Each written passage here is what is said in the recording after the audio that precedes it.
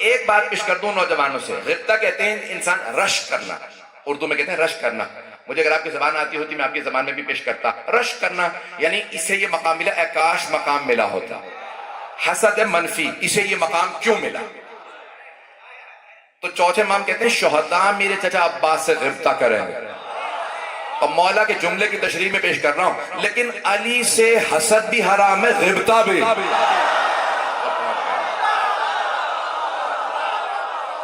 پہنچ رہے ہیں بھائی؟ بہت سے لوگ پہنچ گئے. مولا علی سے حسد بھی حرام، غبطہ بھی. حسد اس لیے کہ حسد ہے جلن، حسد علامت ہے بغض کی. علی سے بغض بھی حرام، کیونکہ پیغمبر نے فرمایا اپنے صحابہ سے کہا، او میرے صحابہ، اگر تم میں سے کسی کا باپ بھی مارا ہے نا علی نے،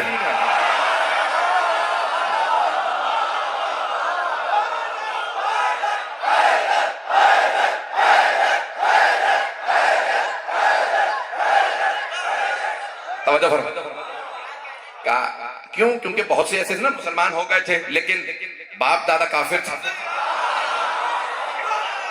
اب وہ جنگ میں آتے تھے، مولا اسلام کی دعوت دیتے، وہ مسلمان نہیں ہوتے تھے. جب مسلمان نہیں ہوتے، توجہ جملہ پیش کر رہا ہوں، جو اللہ اور اللہ کے رسول کا دشمن آ کے علی سے لڑتا تو علی کے پاس سے ذوالفقار ایک وار کرتے دو ٹکڑے کر دیتے تھے.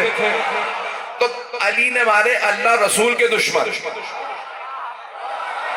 توجہ، جو بھی اللہ اور اللہ کے رسول کا دشمن تھا وہ مارا گیا علی کے ہاتھوں. پھر اللہ نے بھی قسم کھا لی، او علی، جو تیرا دشمن ہوگا اسے دنیا میں بھی ذلیل کروں گا آخرت.